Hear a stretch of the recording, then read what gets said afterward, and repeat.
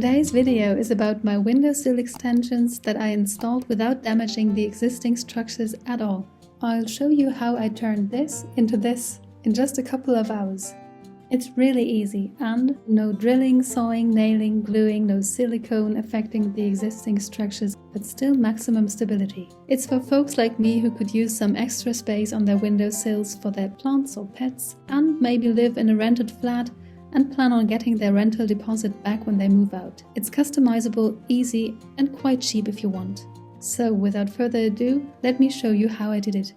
Here's my northern windowsill where I installed the windowsill extensions when I moved in. You can already see the extension here, so you might be tempted to get started right away, but there is one crucial step that you must not miss to make it work. If you miss it, it won't be stable at all, so bear with me for a second. Here's what you need. First, you need a wooden board that is going to be your windowsill.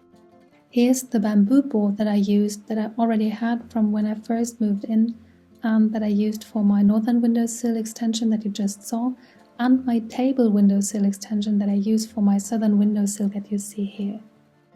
You will need 4 smaller pieces of wood that will be your fixtures, 2 each. One larger piece that will reach up to the wall, and one smaller piece that will be the middle part, the spacer, which has to be exactly as thick as the pre-existing windowsill.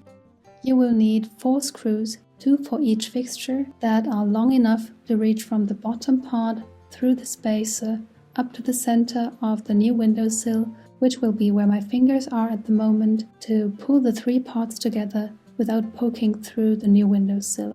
Of course, you will need some equipment to drill holes in the wood, both for pre-drilling and for drilling holes that are larger than your screws, also for countersinking, sawing and sanding the wood.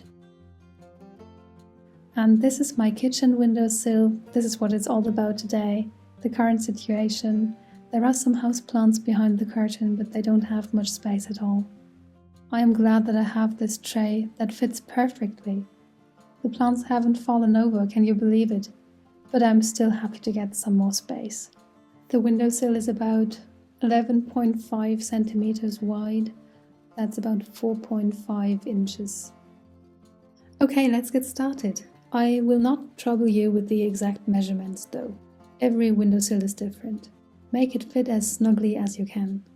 I don't know how far you can go, but my first extension is almost 3 times as deep as the original windowsill and is still absolutely stable. Then you need the fixtures that look like this. Again, you'll have to do the measurements for yourself. The spacer has to be exactly as thick as the pre-existing windowsill, not thicker. Maybe a tad less, but not thicker. So go and cut the wooden pieces, sand them down to your liking. Now bring them into place to see where you have to pre-drill the holes. Don't let them slip. Now pre-drill the holes for the screws so that the wood won't split. Then countersink. And here's the most important step I talked about earlier. The method doesn't work if you skip it. You have to drill bigger holes into the second layer, the spacer, bigger than the screws you use. This way the screw can pull the new windowsill towards the bottom layer. The middle part acts as a spacer, and the screw is supposed to move freely in this part.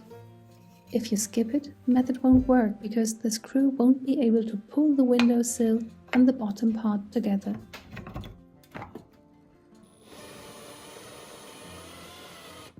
The windowsill must be absolutely stable in the end. If there's too much space due to imperfections of the wood or the structures, which you can find very often in older buildings, you can use some cardboard. And even though it might seem a bit unprofessional, for me it works absolutely fine.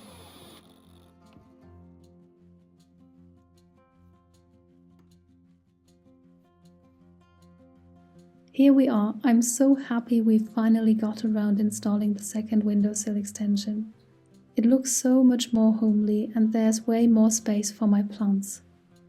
Credits go to a certain cat forum that I don't know if it still exists. That's where I found this method about 15 years ago. Let me know if you have enough space on your windowsills and which kind of windowsill extensions you came up with. I hope you enjoyed this video. Don't forget to like and subscribe. Bye bye!